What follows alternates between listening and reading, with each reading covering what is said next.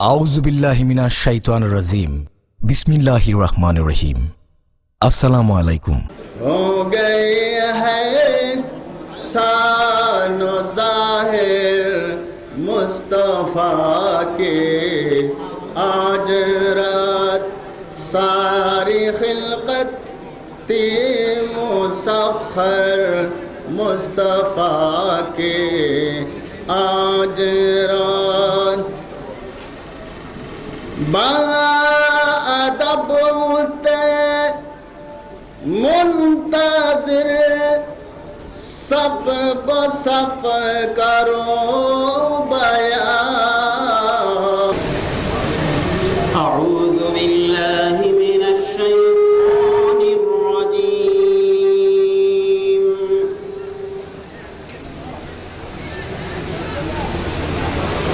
بسم الله الرحمن الرحيم سبح لله ما في السماوات وما في الأرض وهو العزيز الحكيم এঁকেছি তোমার ছবি ওগো মদিনাওয়ালা মুহাম্মাদুর রাসূলুল্লাহ মুহাম্মাদুর রাসূলুল্লাহ মুহাম্মাদুর রাসূলুল্লাহ মুহাম্মাদুর রাসূলুল্লাহ মুহাম্মাদুর রাসূলুল্লাহ মুহাম্মাদুর রাসূলুল্লাহ আমি হৃদয়ে এঁকেছি তোমার ছবি ওগো মদিনাওয়ালা আমি হৃদয়ে এঁকেছি তোমার ছবি ওগো মদিনাওয়ালা আমি হৃদয়ে এঁকেছি তোমার ছবি ওগো মদিনাওয়ালা মুহাম্মাদুর রাসূলুল্লাহ মুহাম্মাদুর রাসূলুল্লাহ মুহাম্মাদুর রাসূলুল্লাহ মুহাম্মাদুর রাসূলুল্লাহ শয়নে স্বপনে আমার তুমি শুধুই তুমি তোমারই আগমনে ধন্য এ আকাশ ভূমি শয়নে স্বপনে আমার তুমি শুধুই তুমি তোমারই আগমনে ধন্য এ আকাশ ভূমি শয়নে স্বপনে আমার তুমি শুধুই তুমি তোমারই আগমনে ধন্য এ আকাশ ভূমি তবু প্রেমে আমি দিল জনি তবু প্রেমে আমি গাহি গান দিল জনি তবু প্রেমে আমি গাহি গান দিল 19 দিন ব্যাপী 46তম মাহফিলে সিরাতুন নবী সাল্লাল্লাহু আলাইহি ওয়াসাল্লামের উদ্বোধনী দিবসের কার্যক্রম আমরা ইতিমধ্যে আরম্ভ করতে পেরেছি। আজকের অধিবেশনে মাহফিলে সিরাতুন নবী সাল্লাল্লাহু আলাইহি ওয়াসাল্লামের উদ্বোধন ঘোষণা করবেন আমাদের অত্যন্ত আপনজন সাতকানিয়া লোহাগাড়া থেকে নির্বাচিত জাতীয় সংসদ সদস্য প্রখ্যাত আলেমে দ্বীন প্রফেসর ডক্টর মৌলানা আবু রেজা মোহাম্মদ নিজামউদ্দিন নাদভী সাহেব,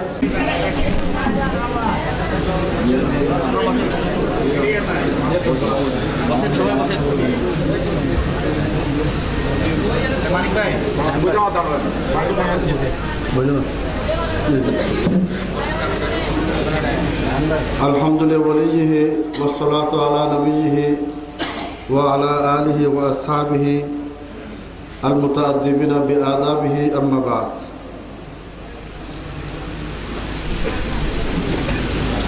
আজকে 19 দিন ব্যাপী সুন্নতে সিরাতুন নবী মাহফিল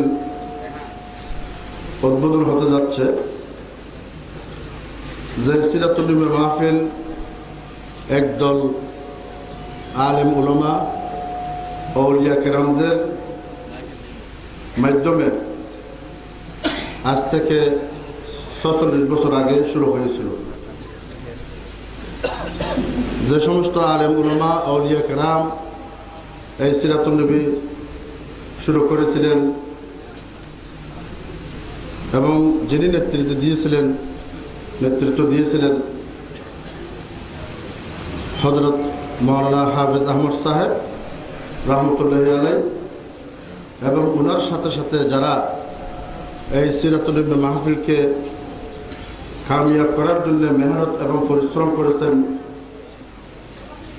আমার আব্বা মাওলানা ফজলুল্লাহ সাহেব নাজেম আলা চুরুতে হাকিমিয়া কামিল মাদ্রাসা সহ মাওলানা আমিনুল্লাহ সাহেব এবং মাওলানা আমিন সাহেব এবং চুরুতে হাকিমিয়া কামিল মাদ্রাসার প্রবীণ শিক্ষকবৃন্দ,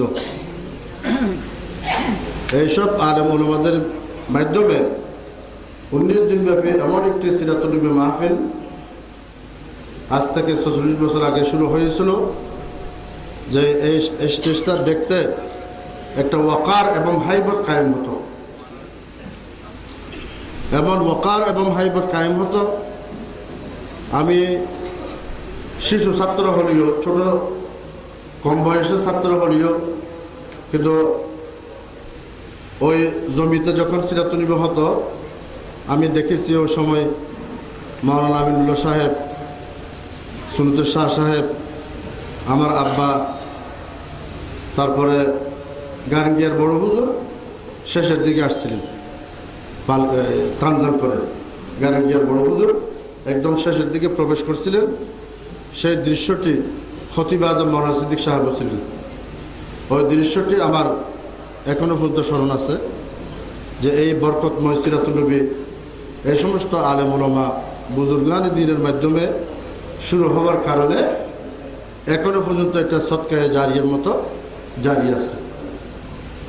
এবং আমি শুনি যখন সুন্নাতুল সিরাতুন নবী শুরু হয় তখন মেহমানদের করার জন্যে এত বেশি বাজেট থাকে না, কিন্তু যখন সিরাতুন নবী শেষ হয় বাজেটের মধ্যে কোনো ঘাটতি এবং শূন্যতা থাকে না। এটা অনেক অদ্ভুত বিষয়, কেরামতি বিষয়। এবং এটাও শুনেছি যে অনেক হাড্ডি, এই হাড্ডিগুলো দেখা যায় না, কোথায় চলে যায়।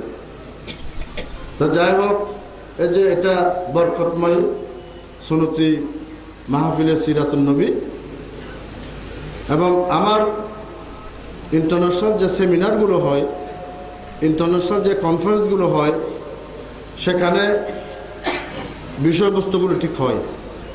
একটা কেন্দ্রীয় বিষয় হয় অনুবাদ মার্কাজি, আর অন্য বিষয়গুলো ফরআই বিষয়গুলো হয়। এই বিষয়গুলোর উপর লিখিতভাবে বক্তৃতা প্রদান করা হয় এবং সেই বক্তৃতার উপর আবার আলোচনা, পর্যালোচনা, নেকাশ মুনাকাশা হয়, মুজাদালা হয়, মুদাওয়ালা হয়। শুধু সেমিনার এবং কনফারেন্সগুলোতে লিখিতভাবে এই ধরনের আর্টিকেলগুলো, প্রবন্ধগুলো পেশ করা হয়। আমি আমার জীবনের মধ্যে প্রায় 200টির উপরে সেমিনার আমি অংশগ্রহণ করেছি এবং 50টির মতো আমি আর্টিকেল পড়েছি আরবি ভাষায়। সেই আর্টিকেলগুলো বিশ্বের বড় বড় বইগুলোতে, সৌদি আরব সহ এবং বিভিন্ন বড় বড় রিসার্চ জার্নাল ম্যাগাজিনগুলোতে ছাপানো হয়েছে। সৌদি আরবের বাদশার নেতৃত্বে মক্কা এবং মদিনা, হজ এবং উমরা, এই 4টি বিষয়ের উপর একটা বিশ্বকোষ হচ্ছে পৃথিবীর সমস্ত ভাষায়। 1 নম্বর আরবি এবং ইংলিশ, 40 খণ্ডব্যাপী মক্কা, মদিনা, হজ এবং উমরা, এই 4টি টপিকের উপর একটা বিশ্বকোষ হচ্ছে 40 খণ্ড। সেই বিশ্বকোষের সৌদি আরবের বাদশার পক্ষ থেকে দারাতুল মালিক আব্দুল আজিজ, কিং আব্দুল আজিজ ফাউন্ডেশন, আমি মেম্বার, বাংলাদেশ থেকে একমাত্র মেম্বার। এবং সেখানে হজ, উমরা এবং মক্কা মদিনার উপর যারা আর্টিকেল লিখেছেন দুনিয়াতে, আমার আর্টিকেলও আরবি ভাষায় ওখানে জায়গা পেয়েছে, স্থান পেয়েছে। তো এইভাবে সেমিনার কনফারেন্সগুলোতে বিষয়ভিত্তিক আলাপ হয়। ওয়াজ মাহফিলগুলোতে বিষয়ভিত্তিক আলোচনা হয় না। আলেম ওলামারা ওনাদের পছন্দ মতে আলোচনা করে। কিন্তু সুন্নতে সিরাতুন নবী একমাত্র মাহফিল, যে মাহফিলে সেমিনারের মতো কনফারেন্সের মতো বিষয় ঠিক করা হয়। বিষয়গুলো আমার আব্বা ঠিক করে দিতেন এবং এই বিষয়গুলোর উপর নিয়মতান্ত্রিকভাবে আলোচনা হয়, ওয়াজ এবং বক্তৃতা হয়। এই সমস্ত বিষয়গুলো সামগ্রিকভাবে যদি এক জায়গা করা হয় তাহলে রসুলের সিরত এবং ইসলামের বিষয় অন্তত 70% ওখানে অন্তর্ভুক্ত হয়ে যাবে।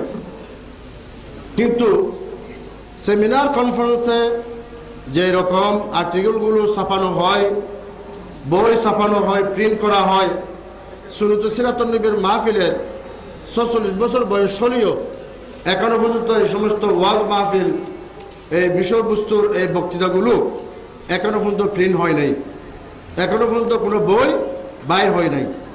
সে কারণে অর্থনৈতিকভাবে কোনো সমস্যা হবে না। এইবার থেকে আমার প্রস্তাবনা থাকবে, আপনারা সমস্ত বক্তৃতা এবং ওয়াজগুলো A to Z রেকর্ড করবেন, A to Z রেকর্ড করবেন এবং সুন্নাত হাকিমিয়া কামিল মাদ্রাসায় অনেক যোগ্যতা সম্পন্ন উলামায়ে দ্বীন রয়েছে। এদের মাধ্যমে ওই ক্যাসেট থেকে এই ওয়াজগুলো লিপিবদ্ধ করতে হবে। লিপিবদ্ধ করার পরে এই সমস্ত ওয়াজগুলো বই আকারে ছাপানো হবে এবং পুরা বাংলাদেশে এটা প্রচার হবে। ধীরে ধীরে এটা আরবি এবং ইংলিশে অনুবাদ হবে। এইবার থেকে আপনারা এই উদ্যোগটা পদক্ষেপ গ্রহণ করবেন। এটা ছাপানোর ব্যাপারে আমি পুরোপুরি অর্থায়ন করব, আমি ছাপানোর ব্যবস্থা করব, কিন্তু এই কাজটা করতে হবে। তাহলে সুন্নাত সিরাতুন নবী মাহফিল বা মানা হবে, মানাদার হবে এবং যে সমস্ত উলামা এবং ওয়াইজিন কেরামরা ওয়াজ এবং বক্তৃতা করেছেন তাদের বক্তৃতাগুলো মূল্যায়িত হবে। এটা হচ্ছে আপনাদের প্রতি আমার পরামর্শ। আপনারা এভাবে খোকন সাহেব আপনারা এটা ব্যবস্থা করবেন। আজাদ তা আমি ঠিক টাইমে এখানে উপস্থিত হয়েছি, কিন্তু মানুষ বেশি হওয়ার কারণে, বহর বেশি বড় হওয়ার কারণে, খাওয়া দাওয়া অবশিষ্ট থাকার কারণে, নামাজ অবশিষ্ট থাকার কারণে দেরিতে শুরু হয়েছে। নাহলে আমরা ঠিক টাইমে 10:30 পৌনে 11টার দিকে চট্টগ্রাম শহর থেকে বাইর হয়েছি। এরপরও আমি চেষ্টা করব আজকে যদি 4টা বাজে আসর আগুন দেওয়া হয়, বিষয়ভিত্তিক আমি কিছু কথা বলবো, কিছু বিষয় বলবো। নিয়ত, নিয়ত কাহাকে বলে, নিয়তের গুরুত্ব কি, কিছু বিষয়বস্তু বলবো। আকীদা, ইসলামে আকীদার মৌলিক বিষয়গুলো কি। কারণ আমাকে যেহেতু নির্ধারিত কোনো বিষয় দেওয়া হয় নাই, আমি বিক্ষিপ্তভাবে সব বিষয় এখানে অন্তর্ভুক্ত করব।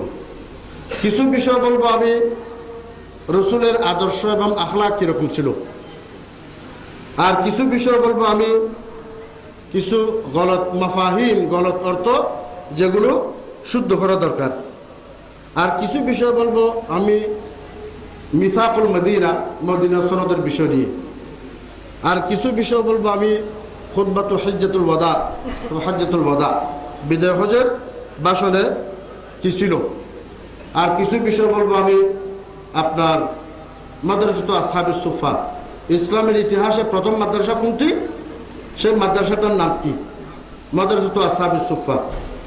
আর কিছু বিষয় বলবো আপনার আদল ইনসাফ এবং জঙ্গিবাদী সন্ত্রাস, এই বিষয়গুলো কিছু বিষয় বলবো। আমি আশা করতেছি যে আপনারা একটু চেষ্টা করবেন শোনার জন্যে, আমি খুশি হব। প্রথমে 4টি বিষয় নিয়ত সম্পর্কিত। এই 4টি বিষয় সমস্ত মুসলমানদের দরকার। আমরা যদি নিজেদেরকে একজন মুসলমান দাবি করি, একজন মুমিন দাবি করি, তাহলে 4টি বিষয় আমাদের বাধ্যতামূলক। এই 4টি বিষয় যদি আমাদের না থাকে তাহলে আমাদের সমস্ত কর্মকাণ্ড নাকেস থেকে যাবে, অর্ধ থেকে যাবে। প্রথম বিষয় হচ্ছে যে ইখলাসুন নিয়্যাহ, নিয়ত পরিষ্কার করা।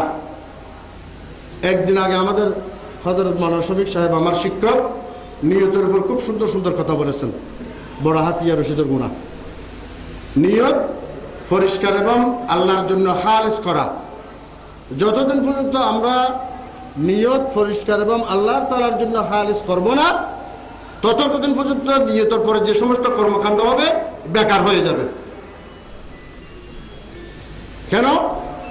নিয়তের ব্যাপারে আল্লাহ তাআলা রাসূল কি বলেছেন?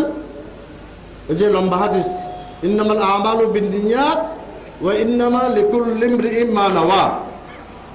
মুসলমানদের সমস্ত কর্মকাণ্ড নিয়তের উপর নির্ভর এবং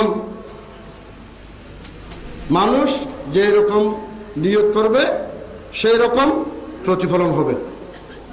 এটা হচ্ছে দলিল যে নিয়ত যে পরিষ্কার করতে হবে, নিয়ত যে মুখলেসানা হতে হবে, এটা হচ্ছে বুখারী শরীফের এই দলিল। ঠিক এরপরে আরেকটি কোরআন শরীফের কথা, ওয়ামা উমিরু ইল্লা লিয়াবুদু আল্লাহ মুখলিসিন লাহুদ্দিন। মানে সমস্ত মানুষকে হুকুম করা হয়েছে ইবাদত করার জন্য এবং ইবাদতের মধ্যে কি লাগবে?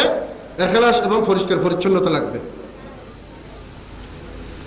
কুল ইন্না সলাতি ওয়া নুসুকি ওয়া মাহইয়ায়া ওয়া মামাতি লিল্লাহি রাব্বিল আলামিন।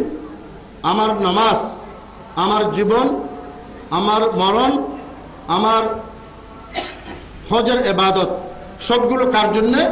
আল্লাহ তাআলার জন্য। এটা হচ্ছে নিয়ত। এরপরে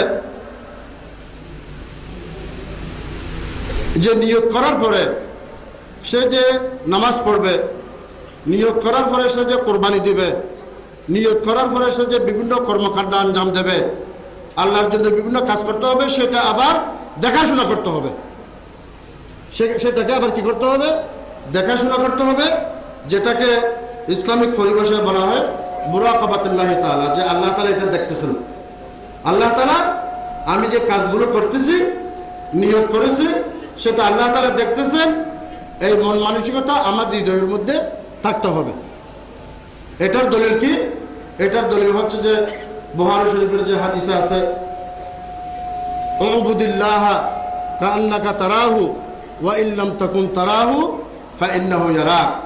তুমি আল্লাহ তাআলার এমনভাবে ইবাদত করো যে আল্লাহ তাআলা তোমাকে দেখতেছে। সেই তুমি আল্লাহ তাআলাকে দেখতেছো, আর যদি তুমি আল্লাহ তাআলাকে দেখতেছো সে ক্ষমতা তোমার না থাকে, তোমার এই মন মানসিকতা থাকতে হবে যে আল্লাহ তাআলা তোমাকে দেখতেছে। উবুদিল্লাহ কাআন্নাকা তারাহু ওয়া ইল্লাম তাকুন তারাহু ফাইন্নাহু ইয়ারাক। আর এরপরে নিয়ত মুহাসাবাতুন নফস। আমি যে কাজ করেছি নিজের হৃদয়ের সাথে, নফসের সাথে মুহাসাবা এবং হিসাব নিকাশ করতে হবে যে আমি যে কাজ করেছি এটা ঠিক হয়েছে কিনা। মুহাসাবাতুন নফস, মুহাসাবা যেটা বলা হয়েছে হাসিবু আনফুসাকুম ক্বাবলা আন তুহাসাবু। তোমরা নিজেদের মুহাসাবা করো, তোমার মুহাসাবা হওয়ার আগে। তোমরা নিজেদের হিসাব নিকাশ করো তোমার হিসাব নিকাশের আগে। এরপরে সব কিছু কমপ্লিট হওয়ার পরে, পরিপূর্ণ হওয়ার পরে আল্লাহ তাআলার উপর ভরসা করতে হবে, তাওয়াক্কুল করতে হবে। সর্বশেষ কথাটা কি? ওয়া আলাল্লাহি ফালিয়াতাওয়াক্কালিল মুমিনুন। তাওয়াক্কুল আলাল্লাহ করতে হবে। এই চারটি বস্তু, এই চারটি জিনিস মুসলমানদের মধ্যে থাকলে তখন মুসলমানদের সমস্ত কর্মকাণ্ড পরিপূর্ণ হবে এবং কমপ্লিট হবে। এখানে আর কোনো ঘাটতি থাকবে না। আর কিছু বিষয় আমাদের জানতে হবে, যে আকীদা এবং তাওহীদের বিষয়। আমরা যে প্রতিদিন নামাজ পড়তেছি, আল্লাহ তাআলার ইবাদত করতেছি, আমাদের তাওহীদ এবং ইবাদত আকীদা ঠিক আছে কিনা। সেই তাওহীদ তিন প্রকার। প্রথম হচ্ছে তাওহীদুর রুবুবিয়্যাহ। তাওহীদুর আর রুবুবিয়্যাহ, আল্লাহ তাআলা যে রব্বুল আলামিন, আল্লাহ তাআলা যে আমাদের সবার লালন পালন কর্তা, সেই লালন পালন কর্তা যে আল্লাহ তাআলা রব্বুল আলামিন, এটার মধ্যে আল্লাহকে একাকীভাবে বিশ্বাস করা। এই কাজের মধ্যে আল্লাহর সাথে আর কেউ কোনো বান্দা শরীক নাই।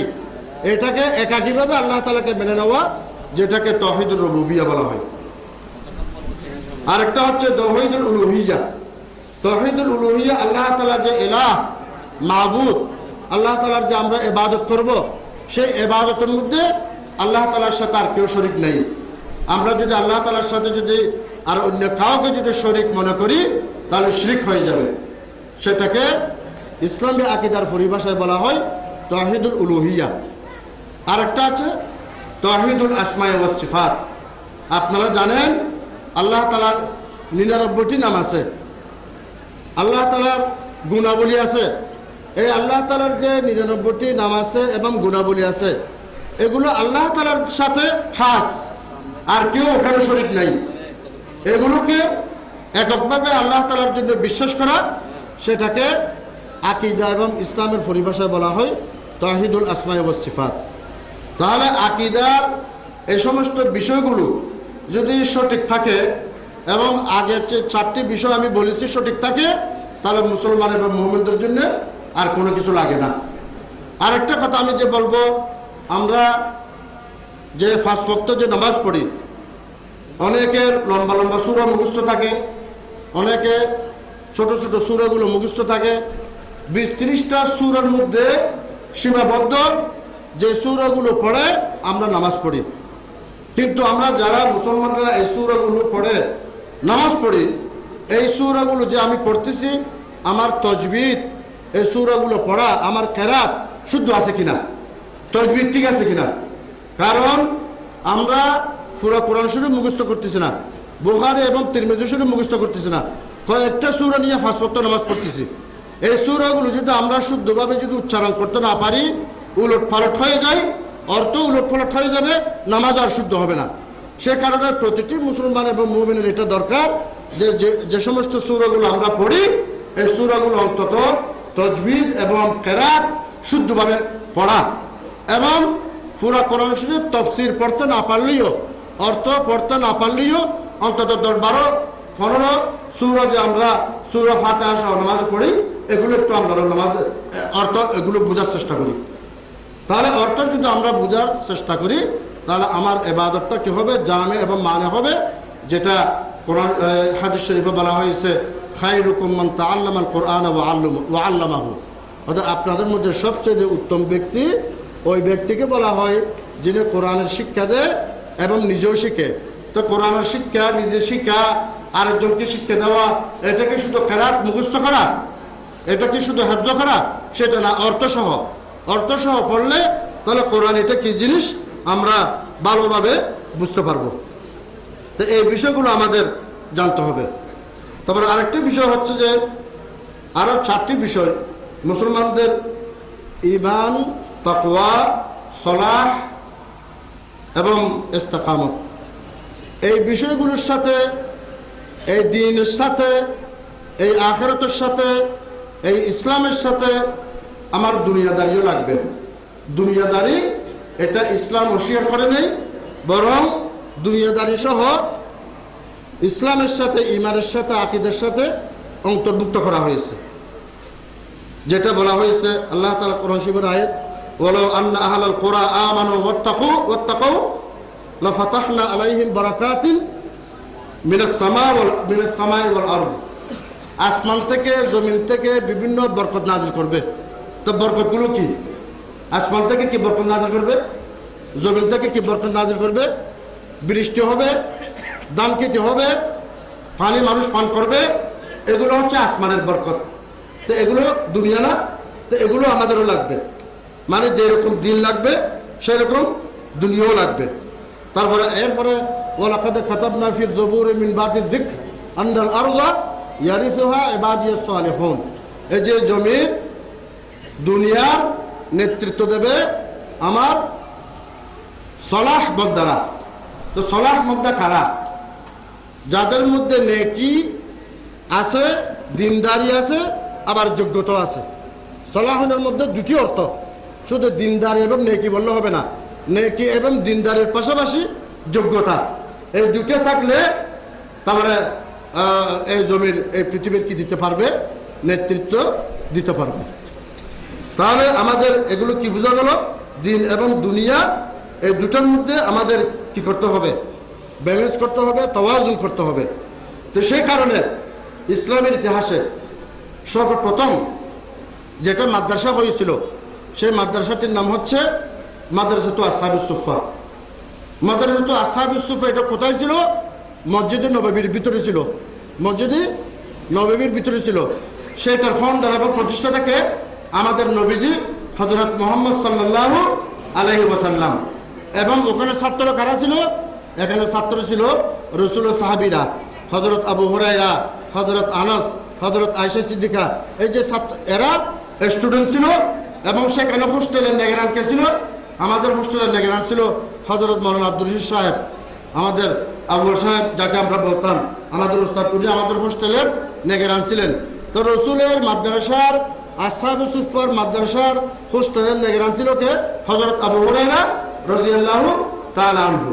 তো হযরত আবু হুরায়রা সহ এই সাহাবীদের ব্যাপারে বিভিন্ন ওরিয়েন্টালিস্ট এবং প্রাচ্যবিদরা অনেক ষড়যন্ত্র করেছে এবং ষড়যন্ত্র করে কোরআন এবং হাদিসের ভিত্তি দুর্বল করার জন্য চেষ্টা করেছে, কিন্তু সেটার জবাব দিয়েছে ডক্টর মুস্তাফা সবাই আস-সুন্নাতু ওয়া মাকানাতুহা ফি তাশরী'ল ইসলামী। এবং সেটার উত্তর আমি দেখেছি, আমার আব্বাও দিয়েছেন। আজ থেকে 65 বছর আগে আমার আব্বা একটা বই লিখেছেন যুক্তির কুশরিফাতুল ইসলাম।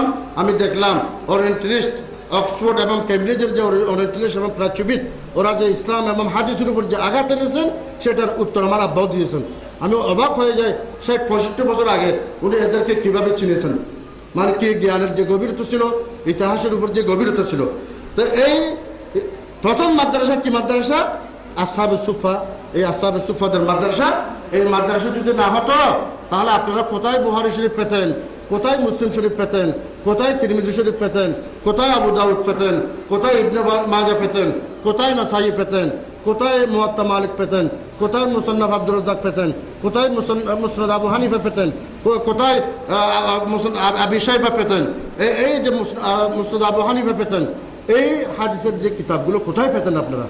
এগুলো তো এই মসজিদুন নববীর দর্শ তদরিসের মাধ্যমে এই যে হাদিসের গ্রন্থগুলো বাস্তবায়িত হয়েছে, না হলে একটা বই আপনারা পেতেন না।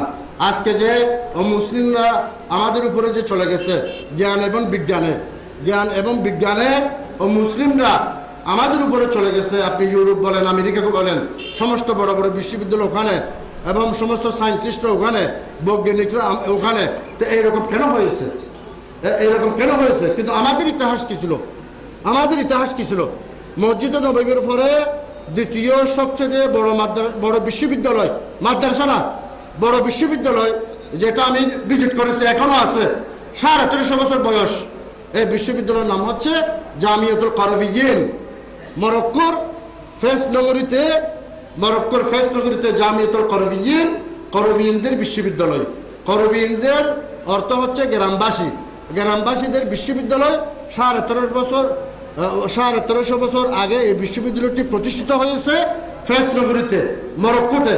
সেই বিশ্ববিদ্যালয় আমি পরিদর্শন করেছি। এখনো বিরাট বিশ্ববিদ্যালয়, 40,000 মতো স্টুডেন্ট আছে। সেই বিশ্ববিদ্যালয়ে কি ছিল সাবজেক্ট? জিওগ্রাফিক বিজ্ঞান ছিল, সায়েন্স ছিল এবং মেডিকেল সায়েন্স ছিল, কোরআন হাদিস ছিল, আরবি ভাষা ছিল, সব কিছু আধুনিক জ্ঞান বিজ্ঞানগুলো ওই বিশ্ববিদ্যালয়ের সিলেবাসভুক্ত ছিল জামিয়াতুল কারবিয়্যিনদের মধ্যে। ওখানে লেখাপড়া করেছেন কে? ইবনে খালদুন। আপনারা ইবনে খালদুনের নাম শুনেছেন, যিনি সমাজ বিজ্ঞানের প্রতিষ্ঠাতা। ইলমুল ইজতিমা যেটাকে বলা হয়, সমাজ বিজ্ঞানের প্রতিষ্ঠাতা, যার ইবনে খালদুন তারিখ ইবনে খালদুন অনেক লম্বা নাম। আল ইবার ওয়া দিওয়ানুল মুবতাদা ওয়াল খবর ফি আইয়ামিল আরব ওয়াল আজম ওয়াল বরবর ওয়া মান আসরাহুম মিন যাবি সুলতানিল আকবর। এটা হচ্ছে তারিখ ইবনে খালদুনের নাম। মানে সেই ইবনে খালদুন ওখানে লেখাপড়া করেছেন, ইবনে সিনা ওখানে লেখাপড়া করেছেন, কাজী আয়াস ওখানে লেখাপড়া করেছেন। এই বড় বড় আলেম ওলামারা এই যে জামিয়াতুল কারবিয়্যিন এই বিশ্ববিদ্যালয়ে লেখাপড়া করেছেন। তাহলে সেই প্রতিষ্ঠানগুলো কেমন ছিল, এখন আমরা কেমন হয়ে গেছি। এবং এরপরে সবচেয়ে বড় প্রতিষ্ঠান, বড় বিশ্ববিদ্যালয় জাইতুনা বিশ্ববিদ্যালয়। কোথায়? তিউনিসিয়ায় জাইতুনা বিশ্ববিদ্যালয়। এটাও হবে প্রায় 1200 বছর বয়স। জাইতুনা বিশ্ববিদ্যালয় এখনো সেখানে 30,000 মতো স্টুডেন্ট রয়েছে। এই যে আলেম ওলামা, মুহাদ্দিসিন, ফুকাহা, আইম্মে কেরাম যাদের নাম আমরা সবসময় উচ্চারণ করি, ওখানে লেখাপড়া করেছেন। আমি ওদের নাম তালিকা বললে অনেক সময় লাগবে, বলতে পারবো না। ওইটা জাইতুনা বিশ্ববিদ্যালয়। এরপরে বিশ্ববিদ্যালয় আজহার বিশ্ববিদ্যালয়ের নাম সবাই শুনেছেন আপনারা হয়তো। আসহাবুস সুফফা প্রথম মাদ্রাসা, এটা আপনাদের সচেতন হন নেই। আপনারা জামিয়াতুল কারবিয়্যিন প্রথম বিশ্ববিদ্যালয়, আসহাবুস সুফফার পরে, এটা আপনারা সচেতন হন নেই। এবং জামিত জৈতুনা। এরপরে আপনারা হয়তো সচেতন হন নাই, আপনারা শুধু নাম শুনছেন কোনটা, জামিতুল আজহার, আজহার বিশ্ববিদ্যালয়। সেই আজহার বিশ্ববিদ্যালয় আগে এই তিনটে বিশ্ববিদ্যালয়, আজহার বিশ্ববিদ্যালয় অনেক পরে হয়েছে। যে আজহার বিশ্ববিদ্যালয় থেকে পৃথিবীর সমস্ত ওলামারা ওখানে লেখাপড়া করেছেন। এরপরে 200 বছর পরে, 300 বছর পরে, 400 বছর পরে কি হয়েছে? অক্সফোর্ড বিশ্ববিদ্যালয়, কেমব্রিজ বিশ্ববিদ্যালয়, হার্ভার্ড বিশ্ববিদ্যালয়, যেগুলো লন্ডন এবং আমেরিকায় অনেক পরে। এরপরে এই যে বড় বড় ওরিয়েন্টালিস্টরা লেখাপড়া যেখানে করেছেন, বড় বড় ওরিয়েন্টালিস্ট, এবং যে ওরিয়েন্টালিস্টরা খ্রিস্টান ছিল, নাহলে ইহুদি ফাদুরি ছিল, যে প্রাচ্যবিদ, ওরা লেখাপড়া যেখানে করেছেন বাইতুল হেকমা এবং দারুল হেকমা, ওখানে গ্রেনাডা যেটা স্পেনে, এবং কর্তোবা, এর যেটাকে কর্ডোবা বলা হয়, গান্নাতা যেটাকে গ্রেনাডা বলা হয়, ওখানে লেখাপড়া করেছেন ওরিয়েন্টালিস্টরা। এরপরে বাইতুল হেকমাতে লেখাপড়া করেছেন। লেখাপড়া করে ওরা চিন্তা করেছে যে মুসলমানদের সাথে যুদ্ধে আর পারা যাবে না, আমরা এখন আল গজবুল ফিকিরি এলম এবং জ্ঞান এবং হাই থট, এগুলোতে আমরা যুদ্ধ করব। এগুলোতে যুদ্ধ করে করে অনেক চেষ্টা করেছে, কিন্তু আলহামদুলিল্লাহ মুসলমানদের সাথে পারেনি। তাহলে মুসলমানদের এই ইতিহাস ছিল, মুসলমানদের এই অবস্থা ছিল, কিন্তু আমরা এখন মুসলমানরা কোথায় চলে গেছি? এত অধপতন হয়ে গেছে। সেই কারণে আমাদের মুসলমানদের আবারও অগ্রসর হতে হবে। এই সমস্ত জ্ঞান বিজ্ঞানের যে প্রতিষ্ঠাতা, যে আপনি ইবনে সিনা বলেন, ফারাবি বলেন, ইবনে খুলদুন বলেন, ইবনুল হাইসাম যিনি ফিজিক্সের প্রতিষ্ঠাতা, ইবনুল হাইসাম আল ইদরিসি জিওগ্রাফিকের প্রতিষ্ঠাতা। আমি অক্সফোর্ড বিশ্ববিদ্যালয়ে গেছি, সেখানে মিউজিয়াম থেকে একটা অ্যাটলাস বাইর করছে। সেই অ্যাটলাস আজ থেকে 800 বছর আগে তৈরি করা হয়েছে। অ্যাটলাস অর্থাৎ মানচিত্র। সেই মানচিত্র 800 বছর আগে বর্তমান মানচিত্র এত বেশি পার্থক্য নেই, মোটামুটি 95% ঠিক আছে। সেই অ্যাটলাস প্রতিষ্ঠাতাকে আল ইদরিসি উনি প্রতিষ্ঠা করেছেন। এরপরে কেমিয়া, যেটা কেমিস্ট্রি বলা হয়, জাবির বিন হায়ান, এই যে মুসলিম বলিসি, ওগুলা ওরা যে এই নতুন জ্ঞান বিজ্ঞান এগুলো প্রতিষ্ঠা করেছে। তো এখন আমরা কোথায় চলে গেছি? তো সেই কারণে আপনাদের আমরা যারা মুসলমান আছি, আমাদেরকে কিছু বই পড়া দরকার। সেই বইগুলোর মধ্যে আমি একটা নাম দিয়ে দিচ্ছি, অন্তত এই বইটা পড়বেন। মাযা খাসিরাল আলম বিন হাতাওয়াতিল মুসলিমিন, माज़ा खसिरल आलम बिन हतातिल मुस्लिमीन, इंसानी दुनिया पर मुसलमानों के उरूज ज़वाल का असर। আর বাংলায় হচ্ছে মুসলমানদের ফতনে বিশ্ব কি হারালো, মুসলমানদের ফতনে বিশ্ব কি হারালো, এবং ইংলিশে হচ্ছে ইসলাম অ্যান্ড দ্য ওয়ার্ল্ড। এই বইটি আপনারা পড়বেন, তাহলে আমাদের মুসলমানদের মধ্যে কি হবে? চেতনাবোধ সৃষ্টি হবে, আমরা সচেতন হতে পারবো। তো এই সমস্ত বিষয় আমি এই জন্য বলতে চাচ্ছি যে যাতে করে আমরা মুসলমান যে ফ্যাশনের দিকে পড়ে আসি, আমরা আবার অগ্রসর হতে পারি এবং মুসলমানরা আবার সচেতন হতে পারে। তা আমার যে সমস্ত বিষয় আমি যে বলতে চাচ্ছি, এগুলো যে বলা যাবে না। আমি 10 ভাগের 2 ভাগ বলেছি, এগুলো বলা যাবে না। আসরের আজানের টাইম হয়ে যাচ্ছে। 10 ভাগের 2 ভাগ আমি বলেছি, আর অনেক কিছু আছে, 8 ভাগ আছে না, এটা তো দেওয়া হয়ে গেছে। হ্যাঁ কি হন? হ্যাঁ 10 মিনিট। তাহলে আরেকটু বলি আমি, আরেকটি কথা, আমাদের রসুলের আদর্শ কি ছিল? সবসময় এই কথাগুলো আমরা বলি। কানা খুলুকুহু আল কোরআন, এটা আমরা বলি। তারপরে এরপরে এই আমাদের রসুল খুদা সাল্লাল্লাহু আলাইহি ওয়াসাল্লাম মুসলমানদের জন্য কীরকম ব্যবহার করতেন ও মুসলিমদের জন্য কীরকম ব্যবহার করতেন, এবং মদিনার সনদ কীরকম ছিল। সংক্ষিপ্ত 10 মিনিটের মধ্যে আমি কথা বলি। কয়েকটি শব্দ ইসলামের পরিভাষা, একটা জেহাদ, আরেকটা মুহারাবা, আরেকটা ফিতনা, আরেকটা ফাসাদ। এই 4টি শব্দ। মুহারাবা এই শব্দটি কোরআন শরীফে একাধিক জায়গায় ব্যবহার হয়েছে। ফিতনা শব্দটি কোরআন শরীফে অনেক জায়গায় ব্যবহার হয়েছে। ফাসাদ শব্দটি কোরআন শরীফে অনেক জায়গায় ব্যবহার হয়েছে। এরহাব শব্দটি কোরআন শরীফে ব্যবহার হয়েছে। এগুলোর অর্থ কি? সংক্ষিপ্তভাবে খোলাসাভাবে দরিয়া বকুজা, খোলাসাভাবে কথা হচ্ছে যে জাহাদ হচ্ছে মানবতাকে ফিরে আনার জন্যে, শান্তি শৃঙ্খলা ফিরে আনার জন্যে প্রচেষ্টা করা। প্রচেষ্টা করা। জেহাদ মানে তলোয়ার দিয়ে, চাকু দিয়ে, অস্ত্র দিয়ে যুদ্ধ করা নয়। মানবতা এবং শান্তি শৃঙ্খলা এগুলোকে ফিরে আনা, এটার জন্য যুদ্ধজাহাদ করা, এটার জন্য কষ্ট করা, চেষ্টা করা, এটা হচ্ছে জেহাদ। আর মুহারাবা হচ্ছে সন্ত্রাসীর অর্থ। সন্ত্রাসের যে অর্থ, মুহারাবার সেই অর্থ, এরহাবের সেই অর্থ আরবিতে। যার কারণে আল্লাহ তাআলা কোরআন শরীফে যে বলেন, ইন্নামা জাযাউল লাযীনা ইউহারিবুনা আল্লাহ ওয়া রাসূলাহু ওয়া ইয়াসআউনা ফিল আরদি ফাসাদা আন ইউকাত্তালু আও ইউসাল্লাবু আও তুকাত্তা আইদিহিম ওয়া আরজুলুহুম মিন খিলাফ আও ইউনফাউ মিনাল আরদ যালিকুম লাহুম খিযুন ফিদ দুনিয়া ওয়া লাহুম ফিল আখিরাতি আযাবুন আযীম। ইন্নামা ইউহারিবুন, যারা সন্ত্রাসী করে, মুহারাবা করে এবং আল্লাহ রাসূলের বিরুদ্ধে মুহারাবা করে, সন্ত্রাস করে, অশান্তি সৃষ্টি করে, তাণ্ডব করে, জুলুম করে, অত্যাচার করে, মানুষকে কষ্ট দেয়, রাস্তাঘাট কেটে দেয়, এই ধরনের সমস্ত যত অশান্তি আছে এগুলোকে আরবিতে বলা হয় মুহারাবা। তো এগুলোর শাস্তি কোরআন শরীফে কি বলা হয়েছে? এগুলোর শাস্তি ওয়ায়াসাউনা ফিল আরদি ফাসাদা, ফাসাদ, ফিতনা, মুহারাবা, কাছাকাছি তিনটা সন্ত্রাসবাদের অর্থ, সন্ত্রাসের অর্থ। এগুলোর শাস্তির কথা বলা হয়েছে তাদেরকে মেরে ফেলা, শুলিতে সরা অথবা শুলিতে দিয়ে দেওয়া, অথবা এক হাত কেটে ফেললে আরেকটি পা, ডান হাত এদিকে আর অথবা এদিকে বাম পা, এদিকে উল্টা দিকে কেটে ফেলা, অথবা নির্বাসন করা, দুনিয়া থেকে নির্বাসন করে দেওয়া। এগুলো হচ্ছে এদের শাস্তি, যেটা আল্লাহ তাআলা ঘোষণা করতেছেন। দুনিয়াতে এদের বেইজ্জতি এবং আখিরাতের মধ্যে তার বড় শাস্তি রয়েছে। আবার আমাদের যে রাসূলের আদর্শ ছিল এবং কোরআন শরীফে যে আল্লাহ তাআলা বলেছেন, ওয়া ইন জানাহুল ইসলামে ফাজনাহ লাহা, ওরা যদি আবার শান্তি চায়, ওরা যদি আবার শান্তি চায়, তোমরা এদের জন্য শান্তি করে ফেলো, চুক্তি করে ফেলো। চুক্তি করলে এটা সবচেয়ে ভালো। আবার যেটা জেহাদ, মুসলমানের কোনো জেহাদ হবে না। কোরআন এবং হাদিসে অনেক আয়াত এবং হাদিস রয়েছে, মুসলমানদের মধ্যে যদি মারামারি হয়, ফিতনা এবং ঝগড়া হয়, তাহলে আমাদের রাসূল খুদা সাল্লাল্লাহু আলাইহি ওয়াসাল্লামকে রাসূল আল্লাহ তাআলা যে নির্দেশনা দিয়েছেন, ইসলাহ করে দেওয়া, তাদের মধ্যে আপোষ করে দেওয়া, মুসলমানদের মধ্যে কোনো জেহাদ হবে না।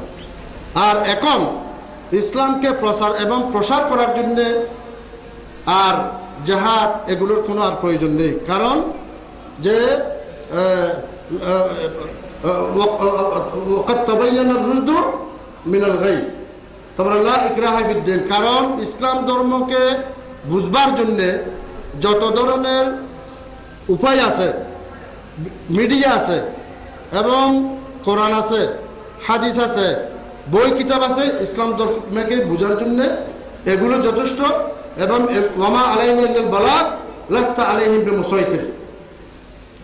আমাদের দায়িত্ব হচ্ছে আমরা ইসলামের আদর্শকে এমন সুন্দরভাবে উপস্থাপন করব, আমার সুন্দর উপস্থাপনের মাধ্যমে মানুষ আকৃষ্ট হয়ে, আমার আখলাকের মাধ্যমে মানুষ আকৃষ্ট হয়ে সে নিজে নিজে ইসলাম গ্রহণ করবে। কিন্তু আমি কাউকে বাধ্য করে এটা করতে পারবো না, কারণ ইসলামকে বোঝার জন্য তো সব কিছু স্পষ্ট হয়ে গেছে। কিন্তু আমরা যদি জবরদস্তি কাজ করি এবং নেগেটিভ কাজ করি, ওরা ইসলামের উপর যে আকীদত বিশ্বাস এটা কমে যাবে এবং ইসলাম ধর্ম আর কেউ গ্রহণ করবে না। সে কারণে এই বিষয়গুলো আমাদের জানতে হবে। এবং ইসলাম এমন একটি ধর্ম যে ধর্মের মধ্যে শান্তি এবং মোহাব্বত, ভালোবাসা ছাড়া আর কোনো কিছু নেই। যেটা হযরত আবু হুরায়রা রাদিয়াল্লাহু তাআলা আনহুর হাদিস, ওয়াল্লাযী নাফসি বিয়াদিহি লা তাদখুলুল জান্নাহ হাত্তা তুমিনু ওয়া লা তুমিনু হাত্তা তাহাব্বু আওয়ালা আদুল্লুকুম আলা শাইইন ইযা ফাআলতুমুহু তাহাবাবতুম আফশুস সালাম বাইনাকুম। আরেকটা হাদিস শরীফ আছে, ইকরাইস সালাম আলা মান আরাফতা ওয়া আলা মান লাম তা'রিফ, মানে মহব্বত ভালোবাসা কিভাবে সৃষ্টি হবে? সালাম করার মাধ্যমে, বেশি বেশি সালাম করার মাধ্যমে। পৃথিবীর কোনো ধর্মের ইতিহাসে এরকম নেই যে আমরা যে ঘন ঘন সালাম করি আসসালামু আলাইকুম ওয়া রাহমাতুল্লাহি ওয়া বারাকাতুহু, এটা হচ্ছে শান্তির বাণী। এবং আমরা নামাজ পড়ার সময় 5 বার সালাম করি, আসসালামু আলাইকুম ওয়া রাহমাতুল্লাহ, আসসালামু আলাইকুম ওয়া রাহমাতুল্লাহ। এরপরে আরেকটি কোরআন শরীফের আফসুস সালাম বাইনকুম, সালামকে তোমরা বেশি বেশি করে প্রচার করো। এরপরে আরেকটা হাদিস শরীফ আনাস আনিন নবী সাল্লাল্লাহু আলাইহি ওয়াসাল্লাম, লা তাজালু হাযিহিল উম্মাতু বিখাইরিন মা ইযা ক্বালাত সাদাকাত, সব সময় আমার উম্মত মুহাম্মদী কল্যাণে থাকবে। কল্যাণ কি? যখনই কথা বলবে সত্য কথা বলবে। ওয়া ইযা হাকামাত আদালাত, আর যখনই কোনো মীমাংসা করবে ইনসাফ এবং আদলের সাথে মীমাংসা করবে। ওয়া ইযা ইস্তারহামাত রাহিমাত, আর কেউ যদি একটু দয়া চায়, মেহেরবানি চায়, আমি একটু বিপদে পড়েছি, আমাকে একটু দয়া করেন, আমাকে একটু মেহেরবানি করেন, সাথে সাথে সে রহমত করেছে, দয়া করেছে, তাকে কোপারেশন করেছে, সহযোগিতা করেছে। এটা হচ্ছে ইসলামের আদর্শ, এটা হচ্ছে রাসূলুল্লাহ সাল্লাল্লাহু আলাইহি ওয়াসাল্লামের আদর্শ।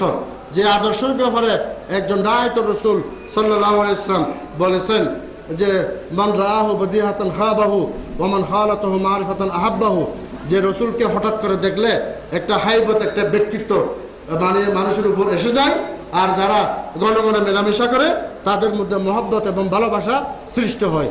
এটা হচ্ছে রসুলের আদর্শ। তো সেই কারণে আমাদের মুসলমানদের উচিত যে আমরা রসুলের আদর্শ, যেটা মদিনার সনদে আছে, যেটা বিদায় হজের বাসনে আছে, যেটা হাদিস শরীফে আছে, কোরআনে আছে, এই আদর্শকে আমরা প্রচার এবং প্রসার করব।